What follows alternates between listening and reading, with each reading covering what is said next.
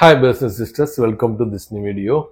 Trump 25% tariff penalty போட்டு ஒரு மார்க்கெட்டையே நிலக்குலை வச்சிருக்காருன்னு எதிர்பார்த்த சூழ்நிலையில் இன்னைக்கு மார்க்கெட் என்ன நடந்ததுங்கிறத பார்க்க போகிறோம். காலையிலேயே நம்ம கிஃப்ட் நிஃப்டி ரொம்ப டவுனில் போயிருந்தது, 200 பாயிண்ட்ஸ் டவுனில் இருந்தது, டெக்னிக்கல் நியூட்ரலாக இருந்தது.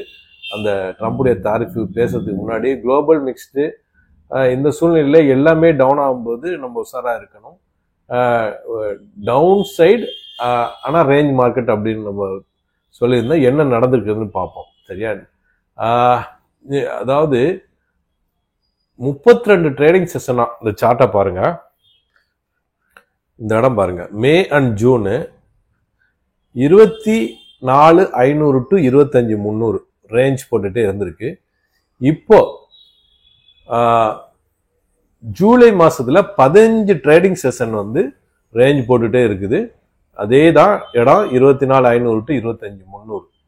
அப்போ ஏற்கனவே 32, இப்போ 15, இன்னும் 15 நாள் ட்ரேடிங் செஷன் பாக்கி இருக்குதுன்னு நினைச்சிட வேணாம். நம்ம இப்போ அதை தான் ஒன்று ஒன்றா நம்ம பார்க்க போகிறோம். கடைசியாக நம்ம டெக்னிக்கல் அனலைசிஸ்லையும் பார்ப்போம். சரியா? இன்னைக்கு இந்தியா விக்ஸ் 3% அப் ஆகி 11.54, கொஞ்சம் கொஞ்சமாக ஃபியர் அதிகமாகிட்டு இருக்குன்னு புரிஞ்சுக்கலாம். ஐஎன்ஆர் 87.62 கொஞ்சம் வீக் ஆகிட்டு போகுது. காரணம் இந்த ட்ரம்புடைய தாரிஃப்னால தான். சரியா? ஆனால் நம்ம இந்தியா நேஷனல் இன்ட்ரெஸ்ட்டை கருத்தில் கொண்டு பதில் அளிக்கப்படும் சொல்லியிருக்காப்புல. இருந்த போதிலும் லேட்டஸ்ட்டாக வந்த நியூஸை பார்த்துருவோம். இந்தியா சொல்லியிருக்குது, India won't retaliate to Trump tariff, sees no need to panic, sources India டுடேலேருந்து வந்திருக்கு. சரியா? அவங்க இது எதுவும் பண்ணலை இப்போதைக்கு, நம்ம பேனிக் ஆக தேவையில்லை, பொறுத்திருந்து பார்ப்போம்னு சொல்றாப்புல. சரியா? சரி, இன்னைக்கு எக்ஸ்பைரி டே. ஒரு மிகப்பெரிய வாலடைல் 3-வே மூவ், டவுன் அப் டவுன், மிகப்பெரிய 200-300 பாயிண்ட்ஸ் அப்பு. ஃபெட்டுடைய ரேட்டு ஒரு 4 நடந்து முடிஞ்சுது.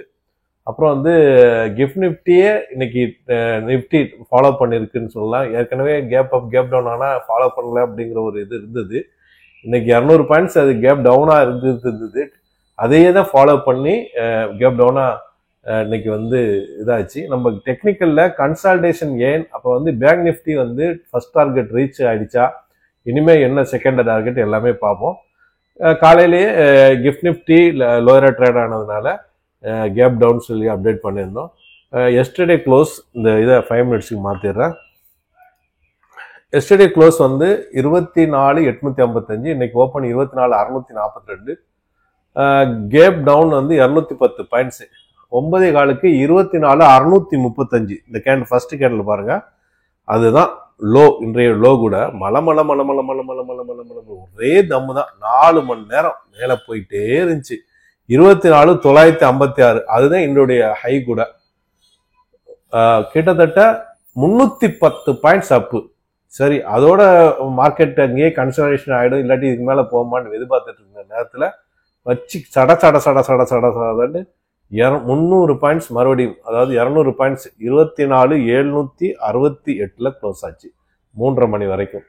சரியா? இன்னைக்கு ஓப்பன் டேக்கன் மாத்திரம் open 24,642, high 24,956, low 24,635, close 24,768. 320 points red candle போட்டிருக்கு. 0.35% டவுனு, 86 பாயிண்ட்ஸ். சப்போர்ட் அகெயின் இதே இடம் தான், 24,500. ரெசிஸ்டன்ஸ் 25,000, 25,300. இன்னைக்கு advance 872, decline 1,786. Red candle 38, green candle 13. இன்னைக்கு top gainer HUL 3% up, Jio finance 2.25% up, Eternal Zomato 1% up, ITC 1% up. Adani enterprises top லூசரா இருந்தாங்க, இன்னைக்கு 4% down. Tata steel 2% down, doctor Reddy 1% down, Sun Pharma 1% down. Weightage 104 பாயிண்ட்டுக்கு. HUL மட்டும் இன்னைக்கு 17 பாயிண்ட் கான்ட்ரிபியூஷன் மேல் side. கீழே Reliance 30 point, HDFC 13 point, Airtel 11 point இறங்குறதுக்கு இதாக இருந்தது. பேங்க் நிஃப்டியை பொறுத்தவரை இந்த சார்ட்டை பாருங்க. நம்ம ஏற்கனவே ஒரு புல்லிஷ் ஃபிளாக் பேட்டர்ன் சேனல் போட்டு போகுது, அது பிரேக் அவுட் கொடுத்துருச்சு. அப்புறமா அது புல் பேக் நடந்தது. அதுக்கப்புறமா ஃபர்ஸ்ட் டார்கெட் இது வரைக்கும் வரும்னு நம்ம கணிச்சிருந்தோம். 24,547 வரைக்கும் இன்னைக்கு வந்தது. ஃபர்ஸ்ட் டார்கெட் ஹிட் பண்ணிடுச்சு. அடுத்தது வந்து இந்த இடம் செகண்டாக 54,600 பக்கமாக இந்த ஸ்விங்கடு லோ வருதாங்கிறது பார்க்கலாம். ஆனால் இந்த இடத்துல ஸ்ட்ராங்கான ரெசிஸ்டன்ஸ் இருக்கு. ஆனால் சார்ட் பேட்டர்ன் பிரகாரம் இப்போ நடந்துட்டு இருக்கு மார்க்கெட் அப்படின்னு புரிஞ்சுக்கலாம். இன்னைக்கு வந்து 55,547 to 56,406 850 points movement. Support again 55,500, resistance 56,500. இன்னைக்கு கொடாக் பேங்கை தவிர பாக்கி எல்லா கேண்டலுமே ரெட் கேண்டில். சரி, கோல்டு வந்து $3,300 கீழே இறங்கி இருக்கு ரொம்ப நாளைக்கு அப்புறம். இந்த பாருங்க, சில்வரும் நல்லாவே இறங்கி இருக்கு. இது பாருங்க, ஒரு பேரல் சேனல்ல கம்ப்ளீட் பண்ண முயற்சி எடுக்குது. 3,298 ட்ரேட் ஆச்சு. இப்போ 3,305 ட்ரேட் ஆயிட்டு இருக்கு. 3,500 தான் லைஃப் டைம் ஹை. இந்த இடத்துல கன்சல்டேஷன் நடக்குதுன்னு புரிஞ்சுக்கலாம். சில்வரை பார்த்தீங்கன்னா நல்லாவே இறங்கி இருக்கு. இந்த பாருங்க, இந்த இடம் ஸ்ட்ராங் ரெசிஸ்டன்ஸ் 2 கோடு போட்டு வச்சுருந்த பாருங்க. இப்போ 3வது கோடை இப்போ நம்ம போட போறோம். இதுதான் சப்போர்ட் லைனு. இந்த இடம் அதாவது $36 தான் சப்போர்ட் லைனு. இது வரைக்கும் வந்துருச்சு. இது அவ்வளோ சீக்கிரத்தில் உடைச்சிடாது. இது ஸ்ட்ராங்கான ஒரு ரெசிஸ்டன்ட் சப்போர்ட்டா இருக்கு. பார்க்கலாம் என்ன நடக்குதுன்னு. சில்வரை பொறுத்தவரை இன்னைக்கு ரீட்டைல விற்கப்படுறது 9,170, $125 வெள்ளி. பிட்காயின் 1,18,503 ட்ரேட் ஆகுது. Life time high 1,23,236. US oil வந்து 69.55 1% டவுன் ஆகி ட்ரேட் ஆகுது. குளோபல் மார்க்கெட்டை பொறுத்தவரை Dow Jones 1/4% up, S&P 500 1/4% down, Nasdaq 1/4% up down அப்பு.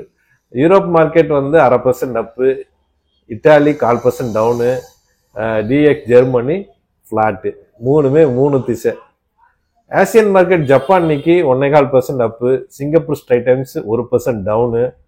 ட்ரம்ப் தான் எல்லாரையும் குழப்பி விட்டது. ஒரு குட்டையை குழப்பி விடுவாங்களா, அதுதான் எல்லாம் up down flat. Hong Kong Hang Seng 1.25% down, Taiwan 0.5% up, Korea KOSPI 1/4% down, எஸ்சிடி காம்பனேஸ் 1/4% down, Jakarta Indonesia 3/4% down, China Shanghai 1.25% down. சரியா? சரி, இப்போ இன்னைக்கு முக்கியமான டேட்டாஸ் வந்து ஜெர்மனி இன்ஃபிளேஷன் வர வேண்டியிருக்கு, இந்தியாவுடைய ஃபெடரல் ஃபிஸ்கல் டெஃபிசிட் வர வேண்டியிருக்கு, RBI monetary and credit information ratio வர வேண்டியிருக்கு. அப்புறம் யூஎஸ் உடைய core price PC index month and இயருக்கு வர வேண்டியிருக்கு. அப்புறம் இனிஷியல் ஜாப்லெஸ் கிளைம்ஸ் வர வேண்டியிருக்கு. சிகாகோ பிஎம்ஏ வர வேண்டியிருக்கு. எஃப்ஐடிஏ டாட்டா பார்த்துடலாம்.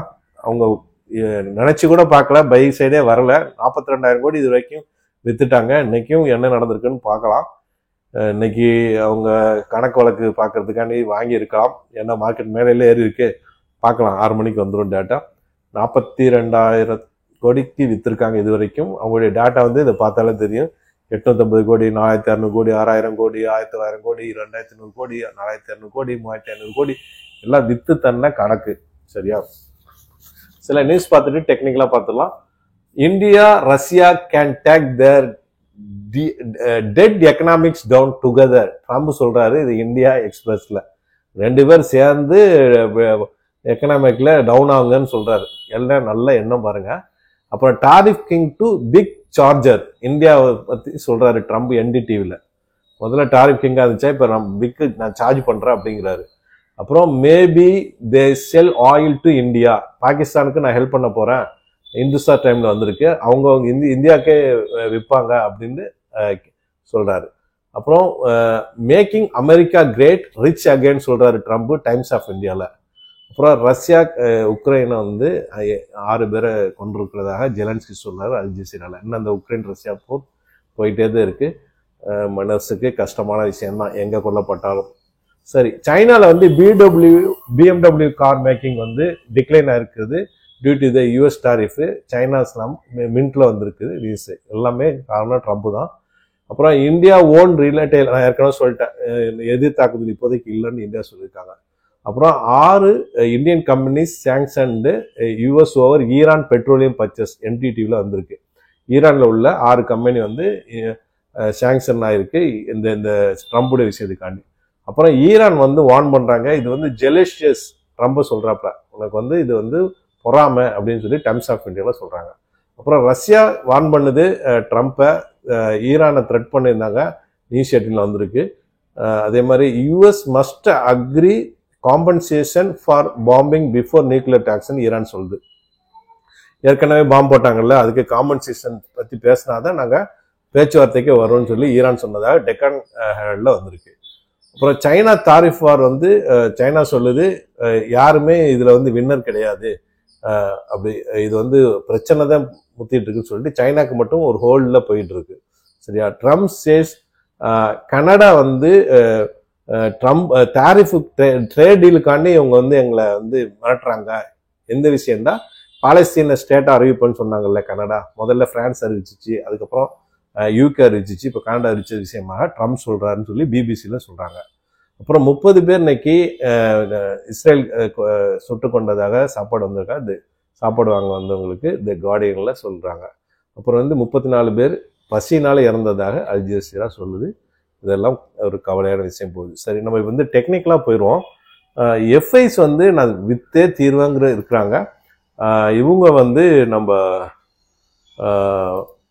டிஐஸ் வந்து அதை வாங்கியே தீர்வேன். ஏன்னா 2007 அப்புறம் அதிகபட்சமாக வாங்கியிருக்கிறது இப்போதான். அது ஒரு இது மணிகண்டன் வந்து இது.